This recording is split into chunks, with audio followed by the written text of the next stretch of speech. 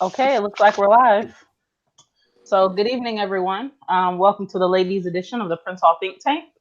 Before we get started this evening, it's only appropriate that we take a moment to thank the brothers Kathy, Collins, Gillerm, and Morgan for their continued support of the sisters and our place in this important research. We genuinely appreciate each of you for your support and thank you for asking us to fill in for you this evening. Um, for those of you who don't remember me from my prior appearance on the Think Tank, my name is Victoria Lundgren Brown. I'm a past matron from Princess Zora Chapter Number 10 in Des Moines, Iowa, the past Grand Historian of Elector Grand Chapter of Iowa, where Sister Sonia M. Lewis serves as Grand Worthy Matron, and Brother Lynn Lewis Jr. serves as Grand Master of the Most Worshipful Prince Hall Grand Lodge of Iowa. Before we go any further, it's extremely important that I give this disclaimer. The views and opinions that are expressed by us this evening are our own and in no way reflect the views and or opinions of the chapters or grand chapters in which we hold membership, the grand lodges which we are affiliated to, or any other organization in which we hold membership. We are here this evening to represent ourselves and the forces of nature we're going to tell you about. Sister Darnisha, would you introduce yourself? Yes, my name is Sister Darnisha C. Pickett. I serve as the worthy matron for Bright Ray Chapter Number 136 in Henning, Tennessee, and I also serve as the Grand CCFC. Sister Alexis? Good evening. My name is Alexis Anaskevich, past matron of Ionic Chapter number 77, a subordinate chapter of Eureka Grand Chapter, Prince Hall Order Eastern Star, where Mary L. Boyd Foy is the Grand Worthy Matron, Jesse Powell, Grand Worthy Patron, and Most Worshipful Walter C. King Jr. is the Grand Master. I also serve as District Deputy Grand Matron for the 7th District. Great.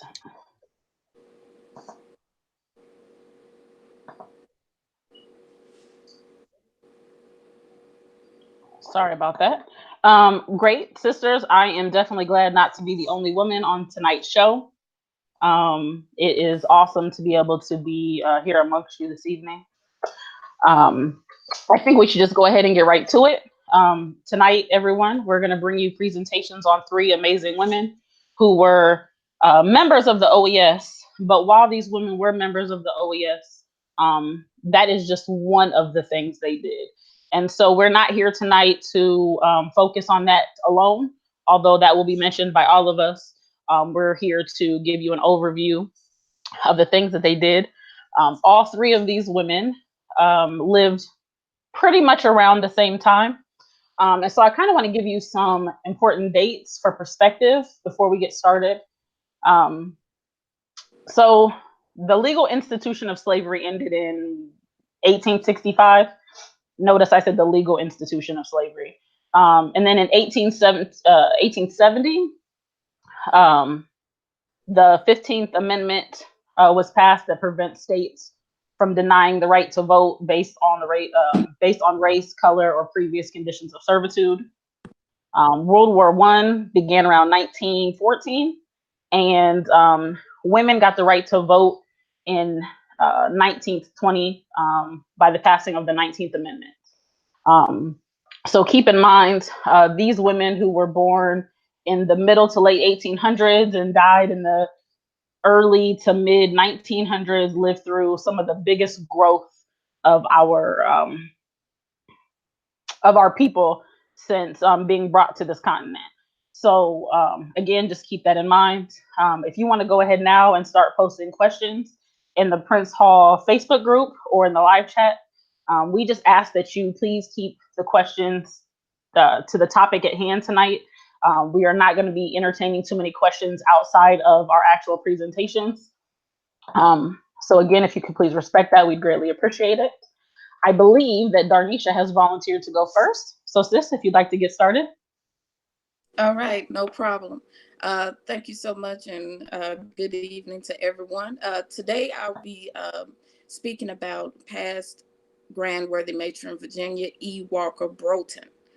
Um, Sister Broughton did serve as the very first Grandworthy Matron for Excelsior Grand Chapter.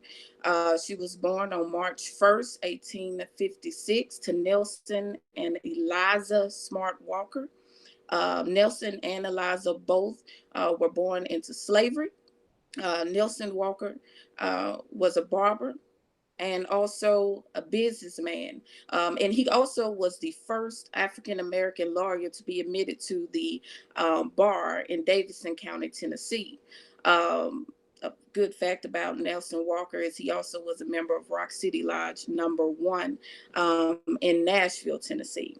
Now I would get a little bit more into the topic at hand, which was her impact through religion. So how did Sister Broughton become a missionary? She became a missionary through a lady named Joanna P. Moore, who was an American Baptist missionary. She was the first white woman to be appointed by an American Baptist Home Mission Society. And she worked mainly among the Black communities of the American South. Um, she founded a series of training schools throughout the South and helped organize women's societies. In December of 1899, while Broughton was serving as a teacher in Memphis, Tennessee, she was contacted by Mrs. Moore to come to Nashville and meet for an interview for employment at the Moore's Nashville Fireside School.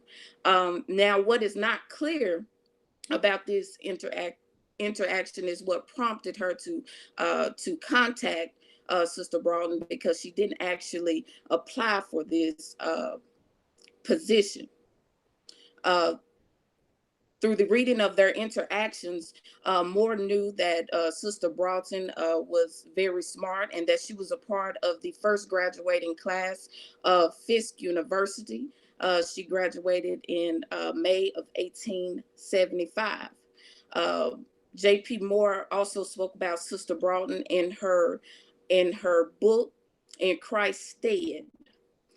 Sister Broughton not only was hired as a Fireside School secretary uh, during her employment, she also was the assistant editor of the Hope Circular, and she served as supervisor of the school's board of directors. Now, fast forward to 1902, Sister Broughton has been set in the forefront. Um, Her words of inspiration and many personal views were being published and dispersed among African Americans in Tennessee, but also all along the Mississippi River. Her writings were clear that she was a religious feminist. In her writings, some cases developed her own views of women's rights in the church and in society, but she also used the Bible to support her views and opinions. She challenged things that challenged the traditional male chauvinism. In a speech known as the uh, Women's Work that was delivered at the National Baptist Educational and Foreign Mission Convention in Washington, D.C. on September 14th, 1894.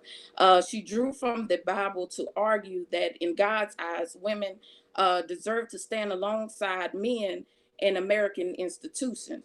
She goes on to say, and I quote, "Isn't it strange? Men will suffer women to do all the drudgery. But when it comes to mental or spiritual work, men wish to exclude women as if they thought women had all the muscular strength, that they had the brains and thinking power."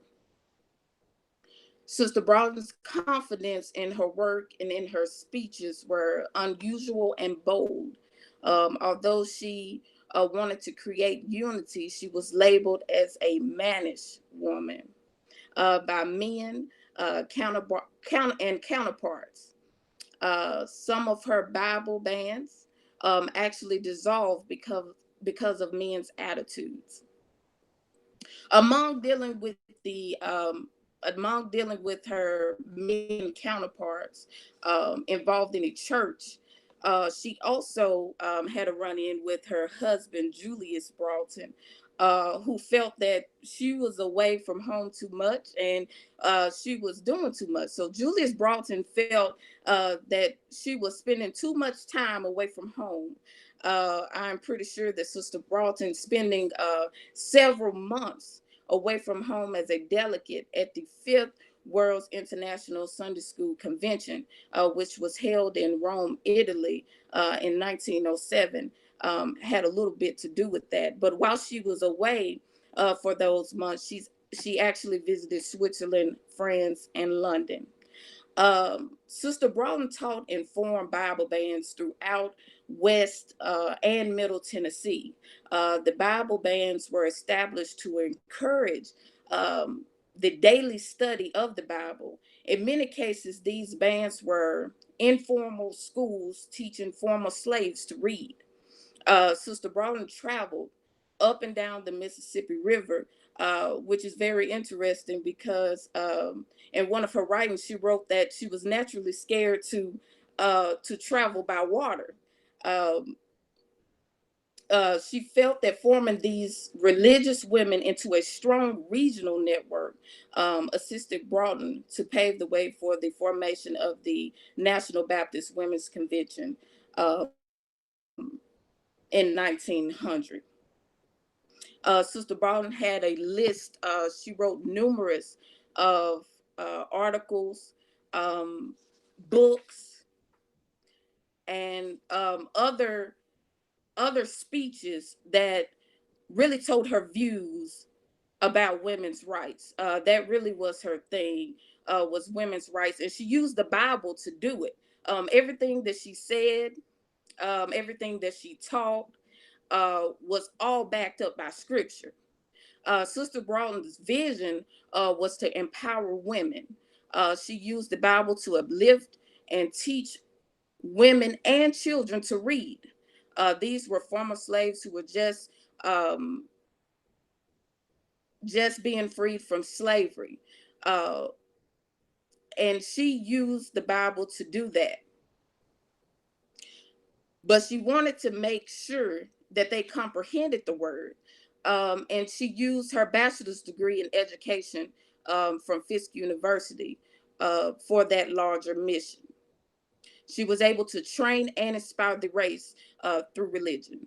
I would like to leave everyone with this one quote: "The best protection any woman can have is courage," by Elizabeth Staton.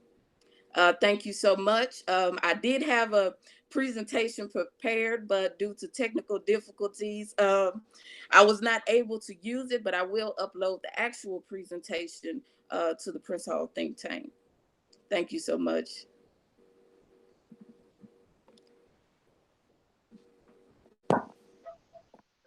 Thank you, Sister Darnisha. That was awesome. Um, it's amazing to me how much um, she has in common with my topic or with my person for this evening, and how much she has in common with Alexis's topic for the evening. Even though our women didn't bring it necessarily from a religious perspective, even though they were religious, it's amazing to me, and it's a sign for me that it was less about what they were doing and more about a sign of the times. Um, so it's just spot on. Sister Alexis, you ready?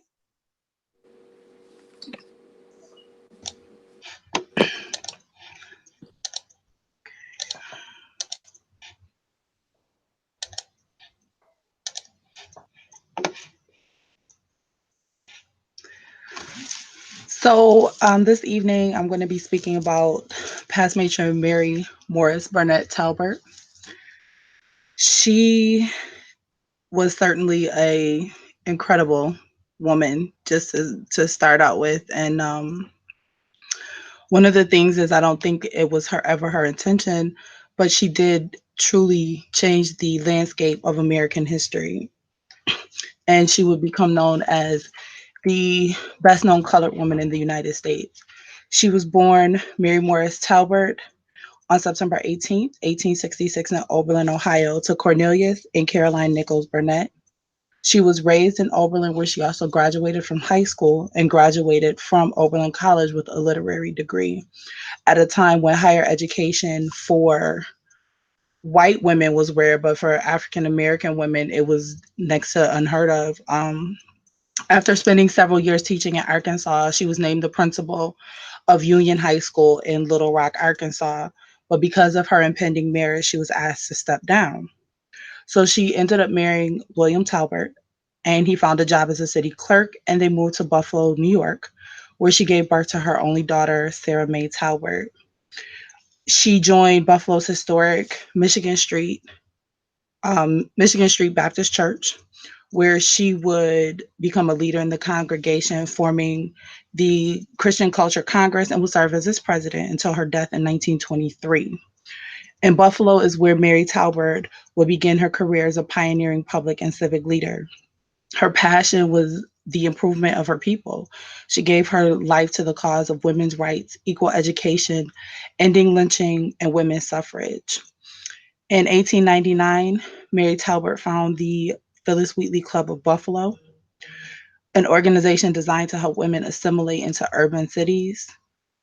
Under her direction, the chapter would work with Buffalo Police Department to quiet some of the vice activity in Black neighborhoods that often exploited underage and poor women.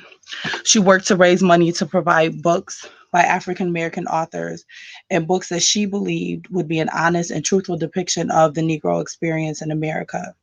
They also raised money to provide a monthly pension to Underground Railroad leader and conductor Harriet Tubman. When Buffalo was given permission to host the 1901 Pan Am Exposition, Talbert and the women of the Phyllis Wheatley Club protested the exhibition until the federal government granted the exhibition permission, a committee of $15,000, which today is about $451,000, to present the Negro exhibit, which depicted the accomplishments of African Americans, which during this time was often overlooked and minimalized. On September 24th of 1904, the wives, sisters, mothers, and daughters of members of St. John's Lodge number 16, Free and Accepted Masons, organized Naomi chapter in club form. Having achieved the necessary requirements in 1906, the members of this club were granted a warrant under the most worshipful Henry A. Spencer and Grand Worthy Matron Hattie Brown, designating them Naomi chapter number 10, subordinate chapter of Eureka Grand Chapter, Prince Hall Order, Eastern Star. She was elected and duly installed as the first worthy matron. As worthy matron of Naomi chapter, she led the women in organizing literacy classes, civil rights forum, public hygiene classes, etiquette classes for underprivileged girls, and provided clothes and supplies to the only Negro rest home in Buffalo's first ward, which was a predominantly poor area. One of the things that many of the women that we're going to talk about, and we are talking about tonight, is they weren't just members of one organization. So the fact that they were involved in so many organizations, their involvement covered and spanned so many activities that they sort of interlaced with each other. She did not. She traveled all over the world, and they did not end in Buffalo. She would eventually go to the national, international stage. The education of her people carried her onto that international stage. One of the most pressing issues that demanded her time and attention was the concern of the plight of women. On the eve of World War I in a summit of civic organizations, Talbert expressed that a woman's fairness life is not limited, and she has the right to enter any sphere where she can do the most good. She believed African American women possessed a unique quality and insight, and that it was the duty of them as the wives, the daughters, and the sisters of men to help free themselves of the yoke of moral and political bondage, and thus freeing themselves of the burden which they had no control over, their sex. Talbert's passion for changing the condition of African American women would lead her to join the National Association for Colored Women. She believed that with this membership, should collaborate with white women's groups to address their mutual grievances. But Talbert and the members would soon realize that although their fight for equal suffrage of Negroes and white women alike, they gained no true support from white women in the suffrage movement. She was suggested to speak at the Women's National Party in 1920 regarding suffrage, but her name was removed as a possible speaker because the organization she represented did not represent the feminist point of view that they felt should be made public. The NACW also provided training and educational programs for women, shelters for old age facilities, and the care of post Civil War survivors. She served as the national president of the NACW from 1916 to 1920. As the president, she was the first African American elected delegate to the International Council of Women in 1920. And on September 16th, Mary Talbert addressed 666 delegates representing 33 countries on the discrimination of African American women experienced in the United States. She was fluent in four languages and traveled to Italy, Denmark, England, and the Netherlands, where she lectured on the conditions of African American men and women. European newspapers gave her widespread coverage on her lectures. As the national president, she had many accomplishments. One of her most notable, she successfully lobbied and garnered historical landmark status for the Cedar Hill property in Washington, D.C., which was the final home of abolitionist and educator and activist Frederick Douglass. Dedicated to its preservation and restoration, she, along with the members of the NACW, raised money to pay off the mortgage and began maintenance and preservation. In 1922, they completed the first full restoration of the property, and upon her death, a memorial fund was established in her name for the care and upkeep of the property. During her tenure as president, she served as a delegate to the International Council of Women held in Norway, where she pleaded for international support for the women's suffrage and the push for anti-lynching laws. Mary Talbert often hosted notable civic leaders in her home. According to her personal papers and local Buffalo history, Mary and William Talbert hosted a meeting in April of 1905, which would mark the beginning of an organized movement which continues to evolve today. In attendance were W.E.B. Du Bois, Reverend Dr. J. Edward Nash, Frederick McGee, and William Trotter. They would lay the plans for the Niagara Movement, a call for opposition to racial segregation and the disenfranchisement, and a direct contrast of Booker T. Washington's Atlanta Compromise, which called for the conciliatory behavior of Negroes. Time and hard work would eventually lead to equality. In 1910, the Niagara Movement would disband due to internal conflict, but gave birth to one of the most notable and powerful civil rights organizations of her time, the National Association for the Advancement of Colored People. Talbert served the organization as on its board of directors. She served as vice president and was also appointed as the chairman of Committee on Anti-Lynching. She traveled the country to gain support for the Dyer anti-lynching bill, which was presented by Republican Representative Leonidas D. Dyer from Missouri, which would make lynching a federal crime because state and local governments seldom pursued prosecution, and the law outlined prescribed punishments and also allow for the prosecution of law enforcement who failed to report or show diligence in executing justice for the crime. Although the bill passed in the House, it was defeated in the Senate.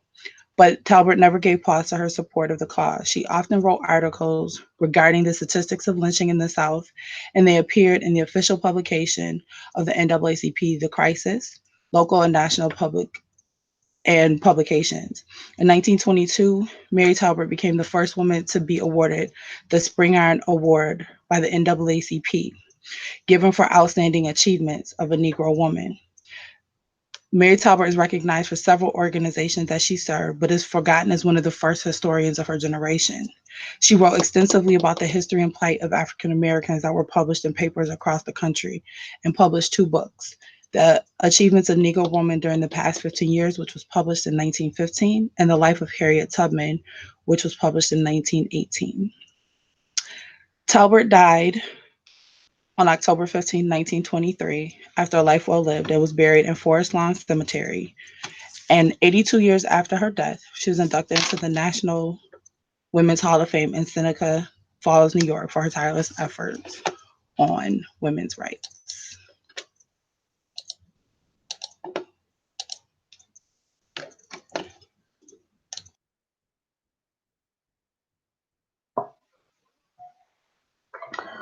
So I'm such a geek, and I was so happy to hear that Sister Alexis was presenting on Mary Talbert. I'm an active, probably too active member of my local NAACP. Um, and through my work with the Order of the Eastern Star and through my work with the NAACP, I've become very familiar with Mary Talbert. I've also become very familiar with Mary Talbert because Mary Talbert was a good friend of Sue Brown, who I'm going to be presenting on tonight. So let me get my little show up here for you.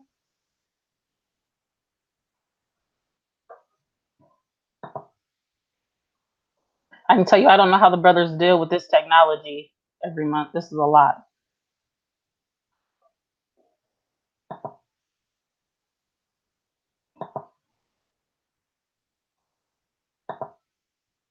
Let's see.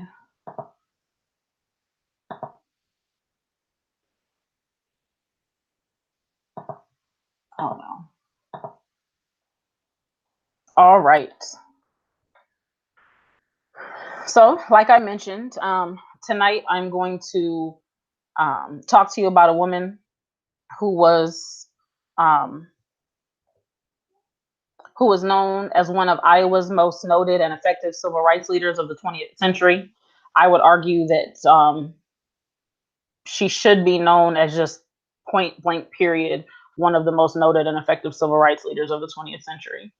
Um, Sue M. Wilson was born in Stanton, Virginia on August 9, 1877, to Maria and Jacob Wilson. She and her family moved to Iowa when she was about 5 years old for her father to work in the Buxton coal mines. For those of you who don't know, the town of Buxton was one of the first truly integrated towns in the country. Long before people of color were allowed to be allowed to be anywhere else, they held political office. They were educated, and they lived alongside of their white counterparts. All people truly equal. Um, Sue graduated from Oskaloosa High School, which was known for her unusual intellectual ability and her great devotion to the church. In June of 1990, in June of 1900, she was elected as the district superintendent for the AME Sunday School, and she served in that position for 5 years. Sue married Samuel Joseph Brown on December 31st, 1902 in Buxton.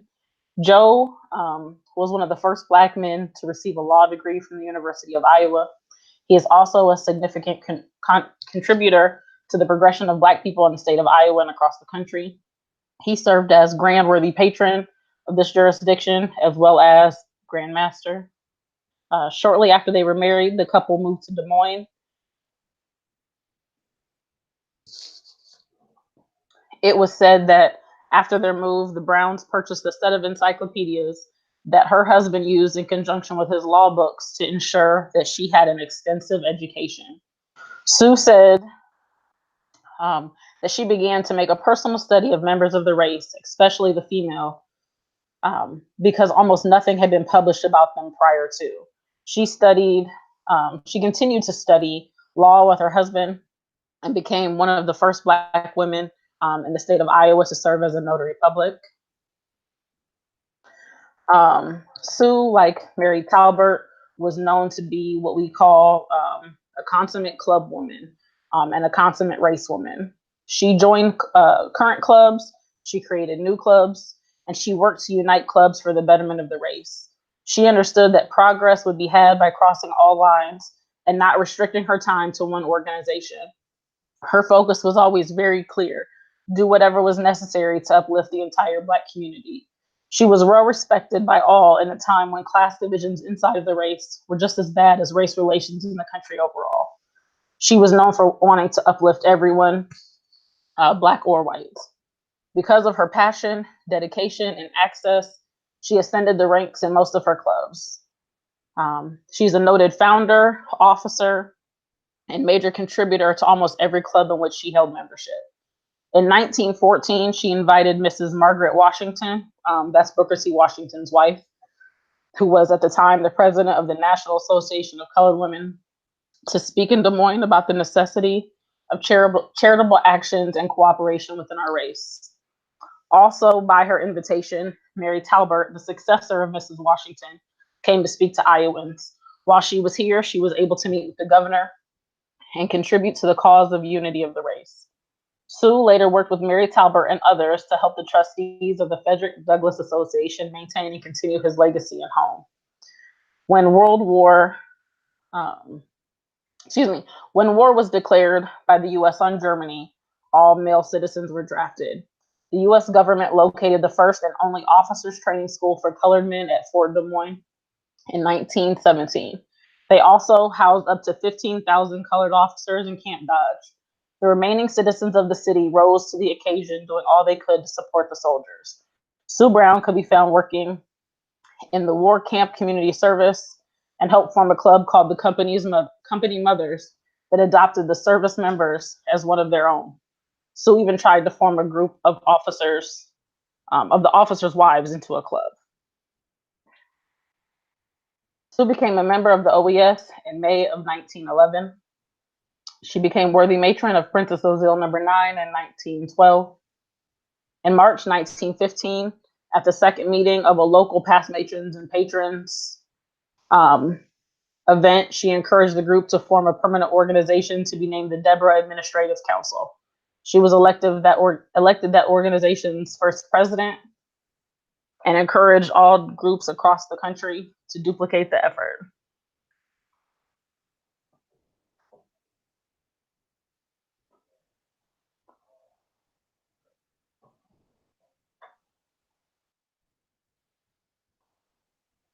So before I go on, it's being reported to me that my PowerPoint might not be visible. Can somebody tell me, do they see it?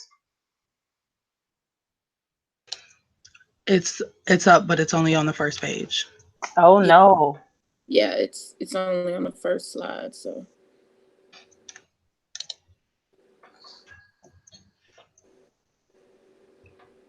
It's flipping now.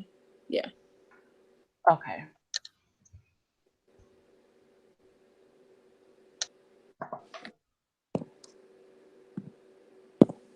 Is it moving? No, it's back on the first slide. Okay, I'm gonna have to go down. That's fine. Thank you. Okay. I will also post my presentation out there for everybody to see.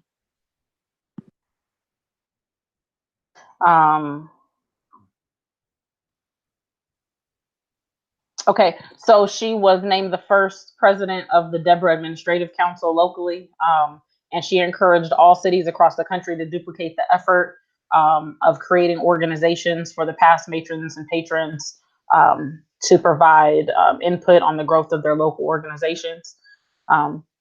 Sue was elected Grand Worthy Matron in June of 1919, and she was reelected in 1920. In her time as Grand Worthy Matron, she is credited for helping to double the membership of the jurisdiction. In 1920, she represented the Grand Chapter at the International Conference of Grand Chapters in Cincinnati, Ohio, where she was elected the Associate Matron of the International Conference. In 1921, when it was in Washington, D.C., and in August of 1922, she was unanimously elected to serve as the International Grand Matron. While serving as the International Grand Matron, she was known for going toe-to-toe with the brothers to ensure that women were allowed to self-govern, and was known for saying things like, if our own men cannot be shown to support and trust us, why would the white citizens of the country do so? While she did that, she also was known for trying to bring harmony between the two organizations because she understood that it was necessary for them to exist harmoniously.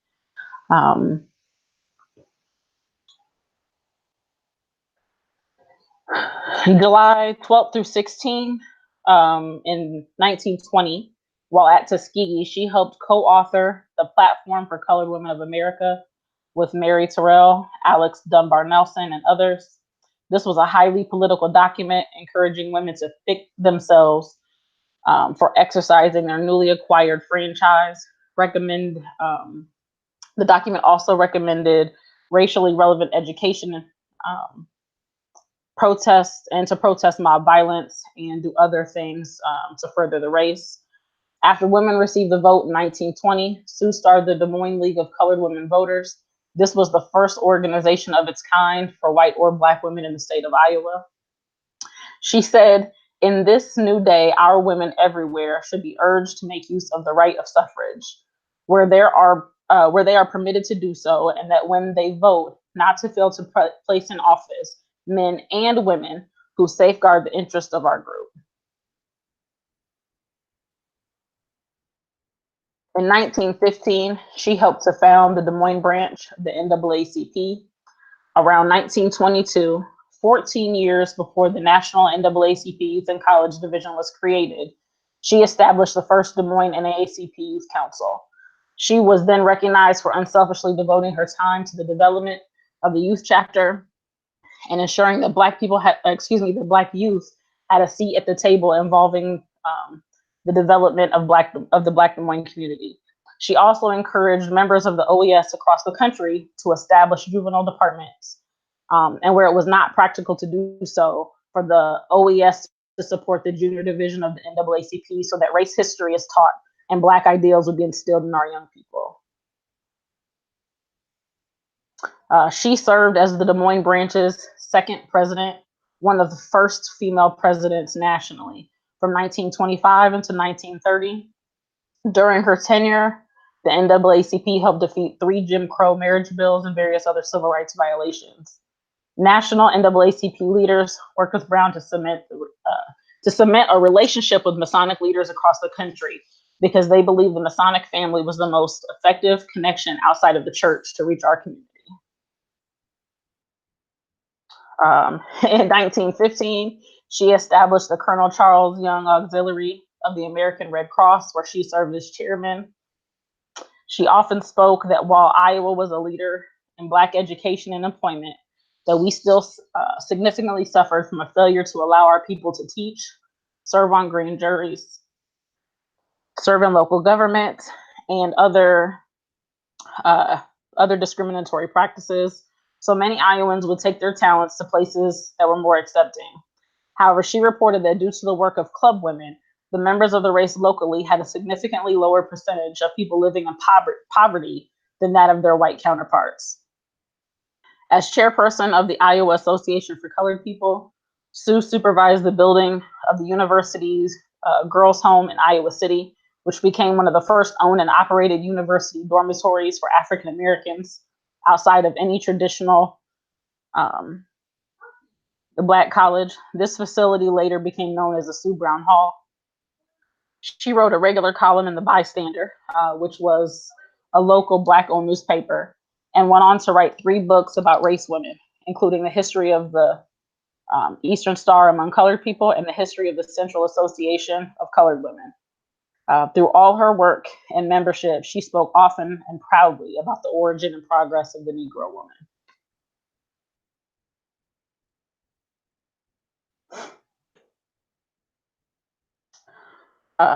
Sue died in May of 1940, about 10 weeks after undergoing a spinal operation. Her funeral was one of the largest the city had ever seen at that time. Brown was inducted into the Iowa Women's Hall of Fame in 1955. And I really looked hard to find a quote that kind of summarized her well, and found one from Gwendolyn Fowler. She said that Sue M. Wilson Brown's life was a commitment to the foundational development of women leaders and the social, political, ethical, and economic upward mobility of African Americans. She was the great organizer of her day, and we have yet to see her equal.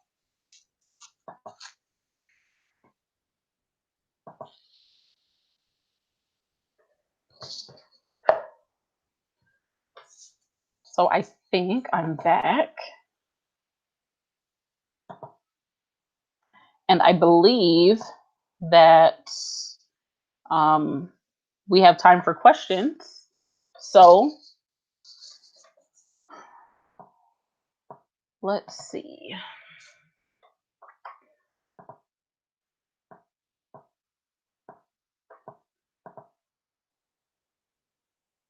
And don't forget, if you have questions, that you can post them in the live or on the Facebook page.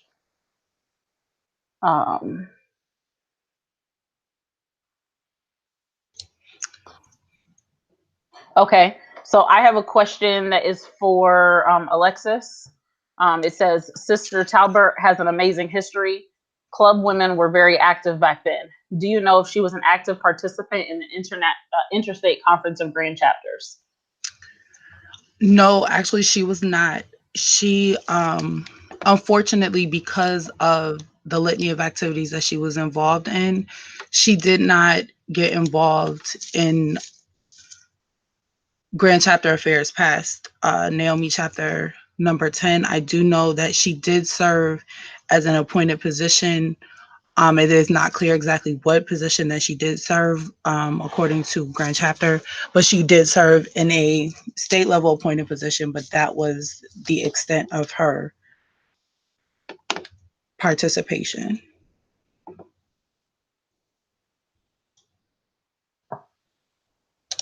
Okay, we have a question for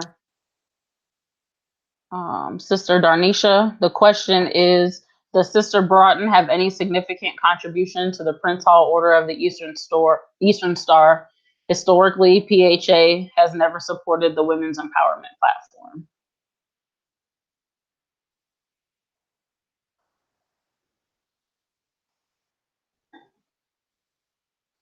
Uh-oh, I think we lost her.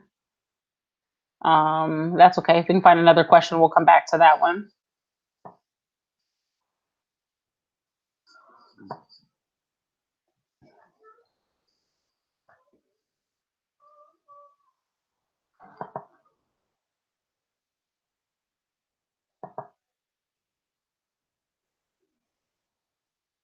While I'm looking here, I can't answer the question for Darnisha about Sister Broughton's historical contribution. However, I kind of, and coming for me is saying a lot. I kind of have to push back a little bit on the fact that the PHA never supported the women's empowerment platform. It depended on the aspects that you were speaking on. Inside of the O.E.S, no. Or inside of the Prince Hall family, no. Women historically have not been empowered.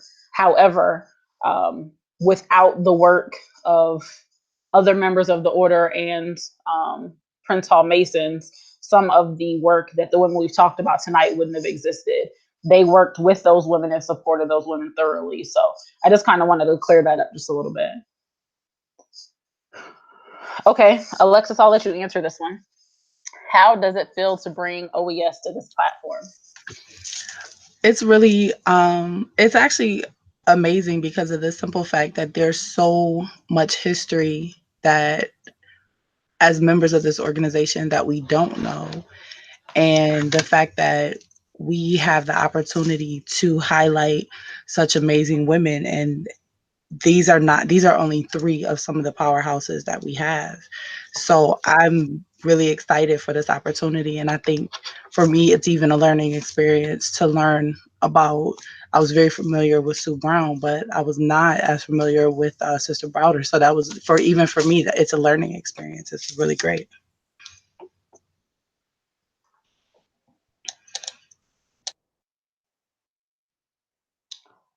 Sister Darnisha said she was kicked out, but she'll be back in just a moment.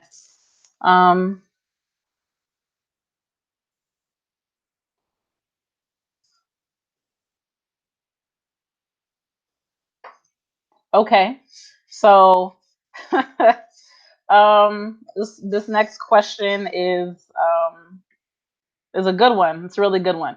The question is, what do each of you think that the women you presented on today would think of the state of the O.E.S as it is today? I think that Sue would be disappointed that the order hasn't continued to grow in the way that it was. I also think that she would be disappointed that we stopped. Um, and this isn't everywhere, it's just in some places that we stopped being so active in our communities and teaming up with other people. So the order back then was one, and this is the point that we made at the beginning. The order back then was one of the things that these women did, but it wasn't the only thing. But they understood that the principles and the lessons taught inside of the order are unmatched. And so they were able to take those lessons and that relationship building that they made inside the order, and they took it out and used it to help support and develop other organizations or other clubs.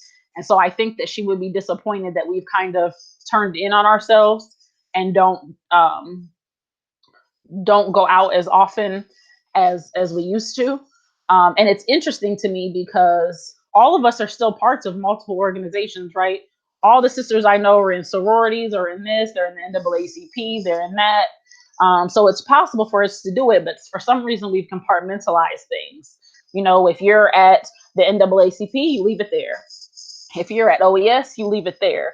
It's not that we're not in these things, it's just that we are not finding ways to help them kind of cross paths. How about you? What do you think?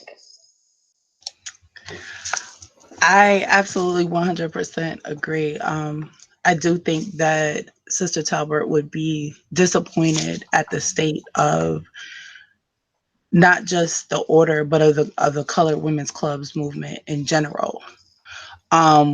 We've lost that because we're very focused on, you know, technology, and we're very focused on the social aspect, but we forget that, you know, I tell people all the time, although the organization was not created for community, that's what we're mobilized to do: take care of our neighbors, to take care of ourselves.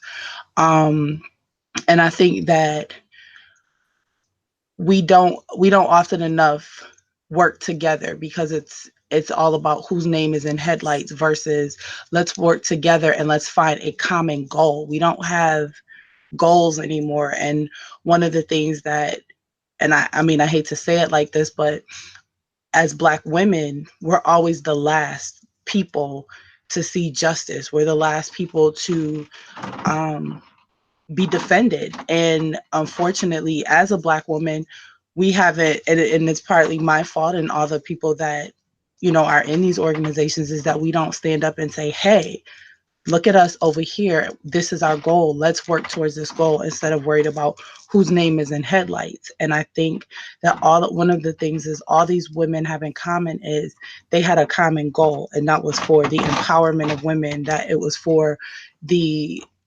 efficient and effective push forward of our race. And we don't have that anymore. So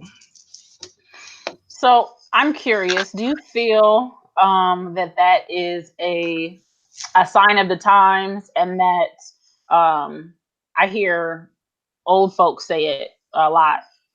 Y'all think y'all have made it, and so y'all don't have to do the work anymore. Do you think that that's a sign of that? absolutely. We don't you know, we have a generation, and you know, it's something that I hear old folks say all the time. We have a generation of babies raising babies. So we don't understand that history past what we were born into. We don't understand, you know, people think that the civil rights movement is over. It's not something that once the Civil Rights Act was passed, it was something that stopped. We have to continue to fight daily for, and again, I go back to, not to exclude our brothers, but as a Black woman, we have to work twice as hard to get the same things that you have. So we feel like, well, we have the ability to go get a job, or we have ability to do this. We don't understand that that's not always a given anymore. And because we've kind of let it go, we are going backwards. We are absolutely going backwards. Um, so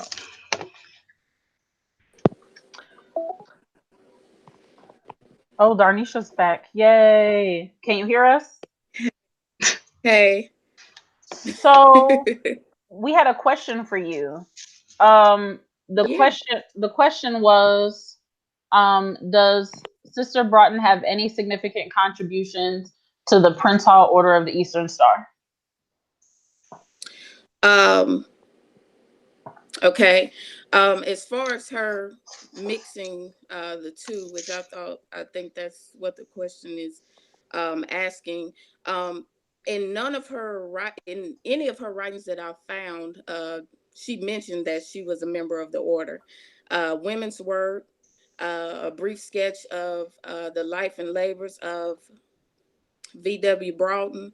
Um, the only the only way I actually knew that she was a member and that she served as the first grandworthy matron is through proceedings.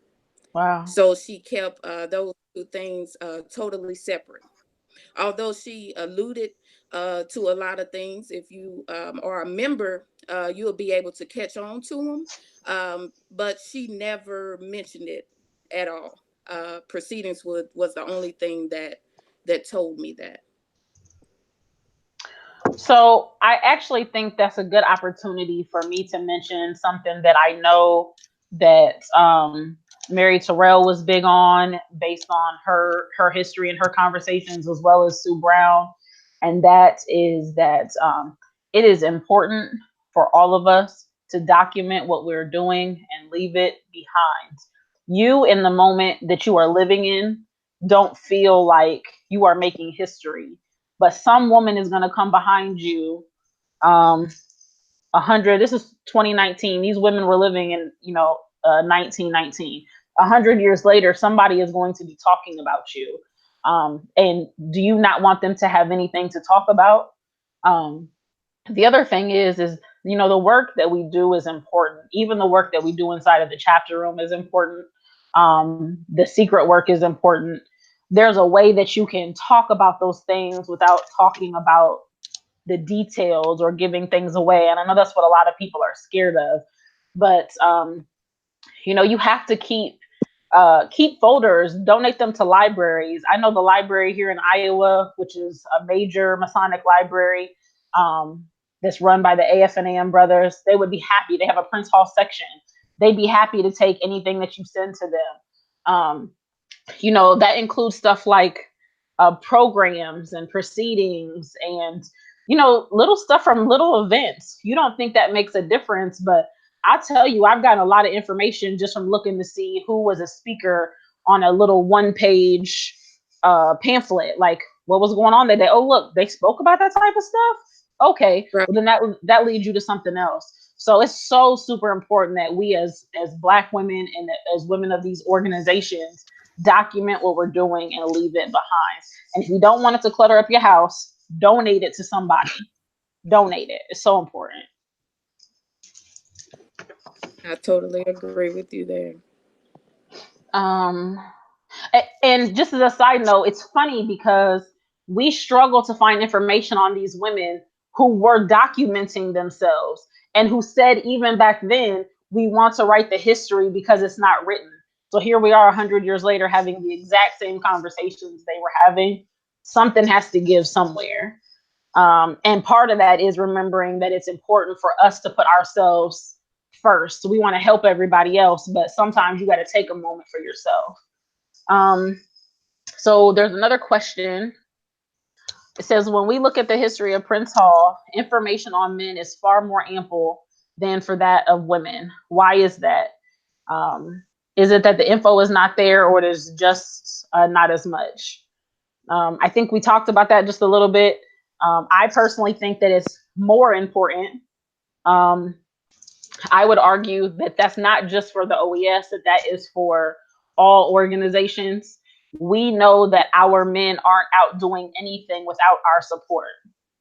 That doesn't mean they're not doing stuff on their own, but we know that we show up and support them, so that we know we were in those rooms. We helped buy those buildings. We helped march at the rallies. We helped do all of those things. And so I just think that, like we just said, we're just not documenting ourselves. What do you guys think? Right. I agree with you totally there, and I will say this in regards to the research that I have done. I've found that you really they're there, but like you said, you have to know in most cases, you have to know the men's history to know where to look for the women. That's true. Um, so if you look at a Grand Lodge's history, you will find that they mention women. They mention who were there. They mention the wives. Um, um, so you will be able to better find them in those times by knowing who their husbands and brothers and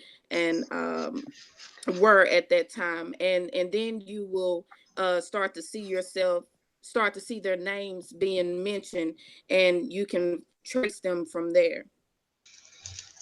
A lot of it too is um the generational gap that we have in the order.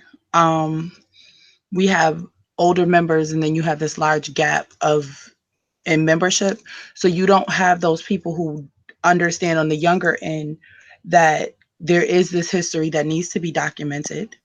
The history needs to be followed up on. You know, we have grand historians. However, I'm gonna be honest, I laugh and I look at us, and the age gap between the grand historian and my grand chapter is probably 50 years. And so when you look at that, you don't have women who are in our age group that want to pick up that piece of it and say, okay, well, let's get this done. And with technology, it should be so much easier. It can be so much easier. Um, and I know it takes time, it takes effort, and it takes money. You have we have systems where we should be digitizing grand Yeah. chapter proceedings. You should, a grand chapter, when things go on, that's where a lot of times these women who, not just the three women we mentioned, but some of the collective efforts that they happen on grand chapter floors. But we don't know that because we don't go back and pick up those proceedings because guess what? We can't get it on an iPad. We can't get it on a tablet. We have to actually go to the library and dig for it. Yeah. So we have to, I think, as members, we also need to kind of reignite that in the women in the order to document, and to be a little bit more proactive about how we document our history. So I want to go back. Darnisha said something that is you nailed it on the head. So anybody who I presented on Sue Brown tonight, one because I know her well and we didn't have a whole lot of time. But two, when I say I know her well, I mean like she should be family because I know her so well. But I didn't know her so well. I saw something. I was familiar with her husband locally. Her husband has done major work in our city as one of the first Black attorneys in Iowa. And I saw her name and wondered who she was. And I went looking for her. I went looking for Sue Brown. Sue Brown doesn't exist. The second that Sue Wilson married S. Joe Brown, she became Mrs. S. Joe Brown. Yeah. I had to research her and find her by searching his name. And then, of course, you have all of his information that you have to weed through. Okay, what is actually him and what is actually her? So when you're out researching people, keep that in mind. If they're married, they're probably going under their husband's names or they're under both. Occasionally, you can find something on Sue, but it's rare. Almost everything is under her husband's name. So that is an important thing to keep in mind when we're researching. And I know there's some women who still like to do that. Y'all stop. Don't do it. Write your names down. Like it's so important. I'm not saying don't take your husband's name. I'm just saying make sure that you put your name down too. Um, it's so important. Don't be 100 years from now and people are trying to find you. It doesn't have to be that way. It just doesn't. So I don't know. Do you guys have anything you want to say? It looks like we're about at the hour mark, so we should probably wrap up. All right. I definitely agree with you. Among the initials, you know, getting getting past the initials, and then you know, having to research the men first, and then oh, there she is. Yeah. Okay. So definitely write it Yeah. down. Yeah. Alexis, you got any closing words? Um, my closing words are, we talked about a lot of things. We talked about some amazing women, but going forward is to walk in their footsteps. Yes. Um, to pick up their banners because their banners are our banners. Yeah. Um, their issues, their struggles are our struggles. We talk about as members of the order. Um, we talk about being the wives and the daughters and the friend and the widows. So, and they took all of those and they walked with it and they did a million other things too. So my biggest thing is, and my biggest takeaway from this is to pick up and to walk in their footsteps and pick up their banners and act upon the things that we want. And we want to see more of this. So let's do more of this. Let's be an active participant in our future as well as our history. Yeah, I don't have anything to add to that. I think that that is a great closing remark. Um, Absolutely. yeah, that it nailed it. You nailed it on the head there. I do want to take another moment just really quickly to again thank brothers Kathy, Collins, Gillarm, and Morgan for their continued support of us. You guys think that it's just something that you do, but you don't understand that how important it is for us that there are brothers who are willing to allow us our space and respect what we bring to the table. So thank you so much.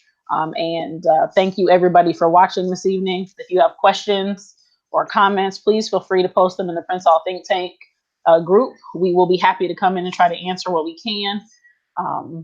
But I think that's it, folks. Have a good night. Good night.